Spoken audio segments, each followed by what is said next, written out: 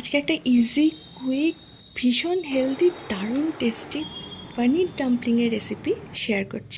অল্প একটু তেলের মধ্যে বেশ কিছুটা কুচনো রসুন একটু ফ্রাই করে নিলাম, তারপরে এর মধ্যে দিয়ে দিলাম পেঁয়াজ, গাজর, ক্যাপসিকাম, তারপরে আবার একটু কুক করে নিলাম এগুলো। তারপরে এর মধ্যে দিয়ে দিলাম স্বাদ মতো নুন, অল্প একটু গোলমরিচ গুঁড়ো, অরিগানো, চিলি ফ্লেক্স আর একটু সয়া সস। আর প্রোটিনের জন্য দিয়ে দিলাম ছোট ছোট কিউব আকারে কেটে রাখা বেশ কিছুটা পনির। সব কিছু খুব ভালো করে কুক করে নিলাম।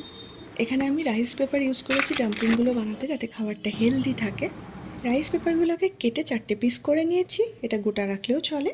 তারপরে এটাকে জলের মধ্যে 20-30 সেকেন্ড ডিপ করে রাখলেই সফট হয়ে যাবে।